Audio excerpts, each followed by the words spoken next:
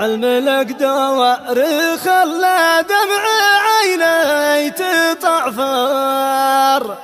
والتوى من وجع نص ظهري ذراعي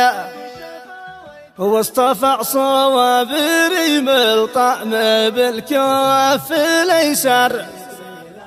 وقبلت رميحي هبت عكس موجود شراعي.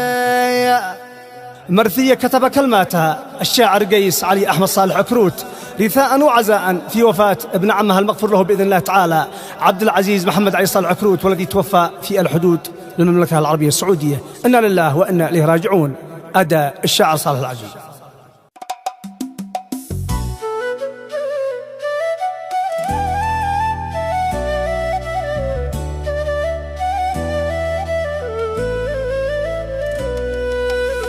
بسم ربي بدعت بيتي الله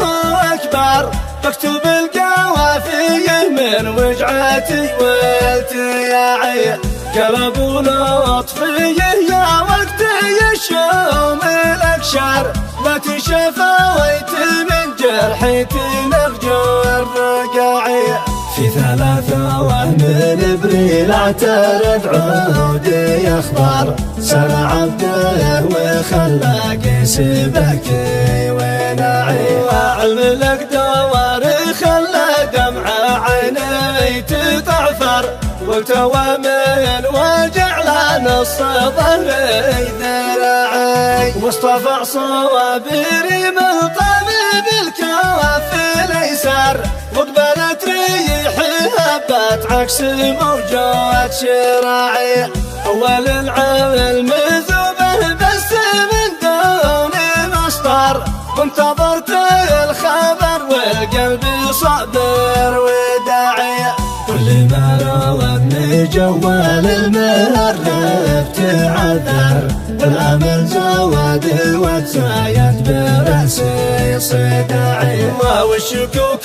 الخبيثه في حقيقه ومسطر وتقت من تفكيري سماي وقاعي 5 يوم وانا احتار وضيقي واسهر والخبر من والد عمي مهون وساعي والمؤكد وصل حطم عظمي وكسر والوجع حولاني من قاعتي لون خاعي في حدود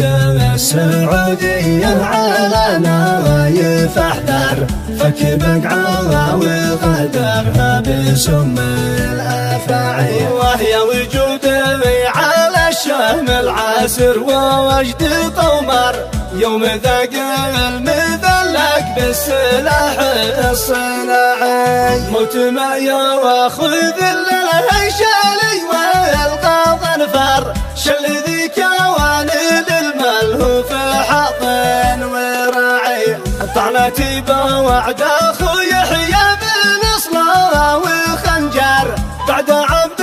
العزيز اقتص شبري وباعي ليش يا برف موتك تعجل وذكر ايام وانحمل في وقت عجي ما تعي وليش يا برف موتك تعجل وذكر ايام وانحمل في وقت عجي ما تعي بدعي الله وهي يغسل ذنب عبده بكوثر